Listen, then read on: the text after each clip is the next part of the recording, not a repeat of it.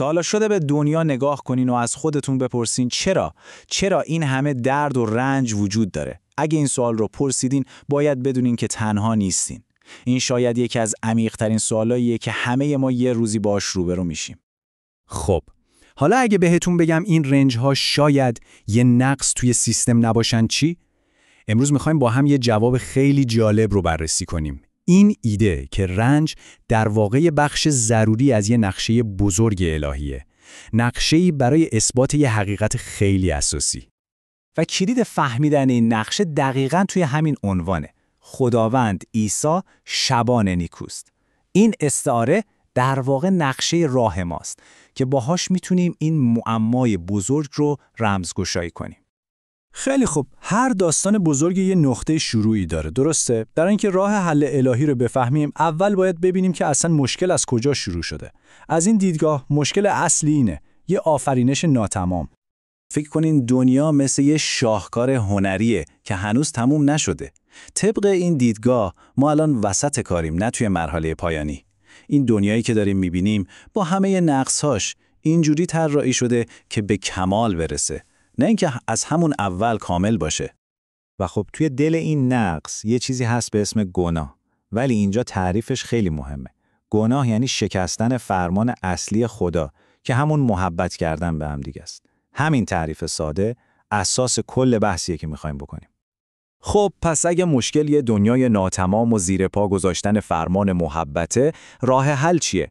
اینجاست که میرسیم به نقشه خدا برای اثبات. یه طرح که این مشکل رو از ریشه حل کنه. اینجا دقیقاً میرسیم به اصل مطلب. نقشه خدا این نیست که فقط بگه همدیگر رو دوست داشته باشین. نه، نقشه اینه که یک بار برای همیشه اثبات کنه که محبت تنها راهه. این یه اثبات، نه صرفاً یه دستور. یه نمایش، نه یه خطابه. این منطق مثل یه دومینو کار میکنه. ببینین چجوریه؟ اول حقیقت محبت اثبات میشه. بعد این اثبات اراده آزاد ما آدما رو کامل میکنه. چرا؟ چون دیگه دلیلی نداری چیزی غیر از محبت رو انتخاب کنی.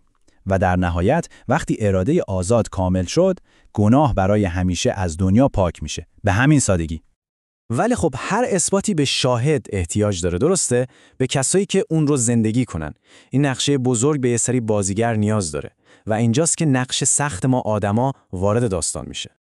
توی این روایت وقتی کلمه آدم رو میشنویم، منظورمون یه نفر خاص نیست، منظور کل بشریته، یا به طور دقیق‌تر اون گروهی از شهدا که برای به سرانجام رسوندن این اثبات آفریده شدن.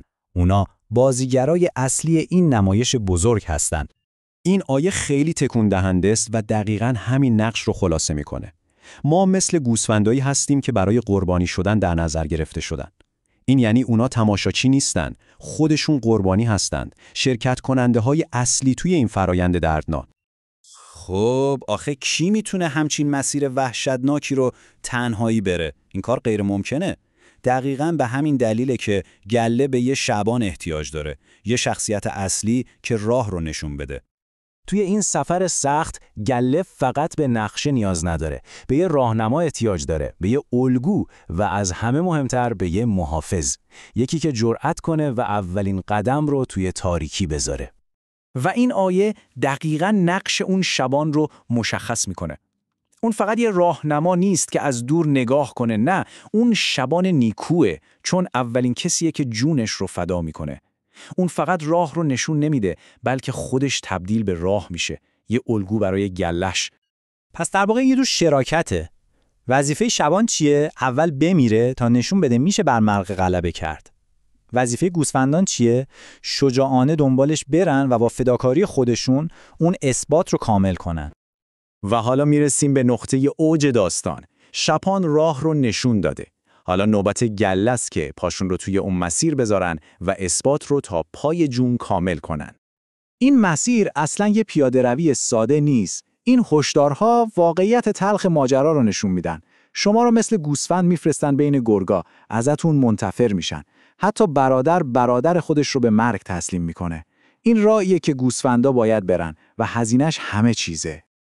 اما این پایان ماجرا نیست. اینجاست که داستان عوض میشه. در مقابل همه اینها جوابشون چیه؟ ما از فاتحان هم برتریم. اونا قربانی‌های بی‌دفاع نیستن، پیروز میشن ولی نه با قدرت خودشون، بلکه به وسیله اونی که ما رو محبت کرد. این عشق سلاحشونه. خب این همه رنج و فداکاری آخرش برای چی بود؟ نتیجه نهایی این اثبات بزرگ چیه؟ حالا می‌بینیم که چطور آفرینش بالاخره به کمال میرسه. این مسیر کل فرایند رو از اول تا آخر بهمون نشون میده.